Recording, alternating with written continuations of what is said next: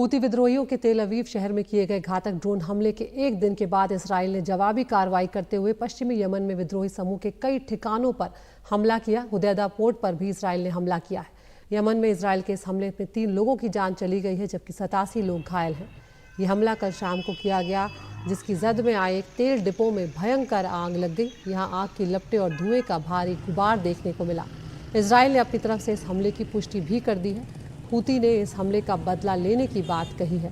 Houthi ने इस हमले के लिए इसराइल को जिम्मेदार बताया था और अब इसराइल पुष्टि कर चुका है। दरअसल शुक्रवार को तेल अवीव पर ड्रोन हमला हुआ था, जिसकी जिम्मेदारी हूती गुट ने ली थी और उसके बाद इसराइल ने ये जवाबी हमला किया है।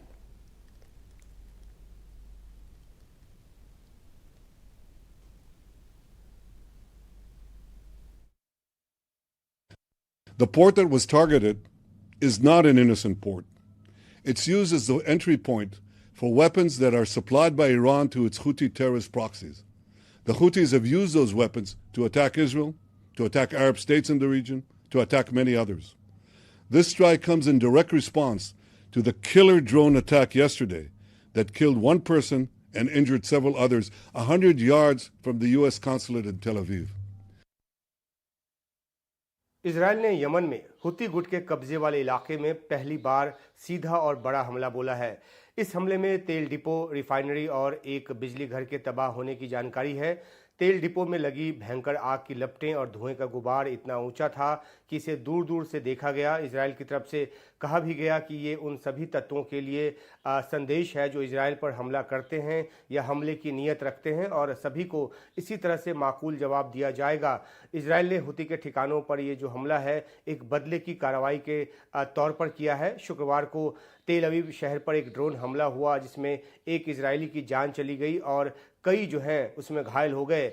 इस हमले की जिम्मेदारी जो है यमन के हुती गुट ने ली। हुती गुट पहले भी इजराइल की तरफ 200 से ज़्यादा अधिक हमले कर चुका है, लेकिन ड्रोन और प्रोजेक्टाइल्स के ज़रिए इजराइल पर किए गए इन हमलों को इजरायली हवाई सुरक्षा प्रणाली रोकने में कामयाब रही थी। लेकिन शुक्रवार को हुती का जो ड्रोन है वो तेल अवीव तक पहुंच गया। हुती का दावा है कि उसने एक नए तरह के ड्रोन का इस्तेमाल किया, जिसे हवाई सुरक्षा प्रणाली के ज़रिए डिटेक्ट नहीं किया जा सकता था, लेकिन इजराइल की तरफ से ये दावा किया गया कि इसे डिटेक्ट कर लिया गया था। लेकिन क्योंकि एक कोई मानवीय गलती, एक ह्यूमन एरर हुआ, जिसके चलते इसे इंटरसेप्ट नहीं किया जा सका और इसमें एक इजरायली की जान चली गई और कई घायल हो गए। खैर, हुती की तरफ से सीधे तेल अवीव पर किया गया यही जो धमाका है, यही जो ड्रोन हमला है, वो इजराइल की तरफ से हुती के खिलाफ जवाबी कार्रवाई का आधार बना है। अल हुदैदा बंदरगाह पर किए गए हमले में इजराइल ने अपने F-35 जैसे युद्धक विमानों का इस्तेमाल किया, जिसका वीडियो भी इजराइल की तरफ से जारी किया गया है। इस हमले में अमेरिका जैसे देशों ने हिस्सा नहीं लिया, ये बात अमेरिका की तरफ से भी साफ की गई है और इजराइल की तरफ से भी कि उसने अपने बूते इस हमले को अंजाम दिया है। हालांकि इजराइल ने अमेरिका और यूके जैसे देशों को, उन सहयोगी देशों को इस बात की इत्तला दे दी थी, इस हमले की इत्तला दे दी थी, जो इजराइल के साथ मैरीटाइम सिक्योरिटी सहयोग में शामिल हैं। इजराइल की सेना और इजराइल के प्रधानमंत्री ने अपने बयान में साफ तौर पर कहा है कि अल हुदैदा बंदरगाह को इसलिए टारगेट किया गया क्योंकि ये एक गेटवे है, एक मुख्य रास्ता है जिसके जरिए ईरान हुती गुट को हथियार भेजता है और उन हथियारों का इस्तेमाल कर हुती जो है वो इजराइल पर हमले करता रहा है। गौरतलब है कि इजराइल हमास जंग शुरू होने के बाद से ही हुती जो है वो हमास के साथ अपना सहयोग, समर्थन दिखाते हुए इजराइल को निशाना बनाता रहा है। लाल सागर से गुजरने वाले जो जहाज़ है उस पर भी जो हुती है उसने हमला किया है। हालांकि अधिकतर हमलों को इलाके में तैनात अमेरिका समेत कई देशों के युद्धपोतों ने नाकाम कर दिया, जो इस इलाके में ऑपरेशन प्रॉस्पेरिटी गार्डियन के तहत तैनात हैं। फिर भी कई देशों के दर्जनों जहाज़ जो हैं वो हुती हमलों की जद में आए हैं। हुती के हमलों से लाल सागर का व्यापारिक समुद्री रूट जो है वो बाधित हुआ है, जिसका असर दुनिया की अर्थव्यवस्था पर भी पड़ा है।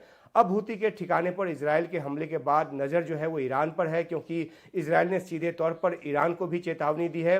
ईरान और इजराइल इसी अप्रैल में युद्ध में सीधे सीधे टकराते मुश्किल से बचे हैं, जब ईरान ने पहले इजराइल पर तकरीबन 300 प्रोजेक्टाइल्स दागे, जिनमें से 99% को नाकाम कर दिया गया। एक जो है वो इजराइल की ज़मीन पर गिरा और इसके बाद इजराइल ने मध्य ईरान में हमला किया, लेकिन उसमें कोई बड़ा नुकसान नहीं हुआ और इस तरह से युद्ध का जो खतरा था वो टल गया। हुती को समर्थन देने वाले ईरान ने इजराइल के यमन में हमले के बाद जो इस हमले के बाद वो चुप नहीं बैठेगा, ये भी माना जा रहा है और इससे इलाके में युद्ध के भड़कने का जो खतरा है वो एक बार फिर पैदा हो गया है।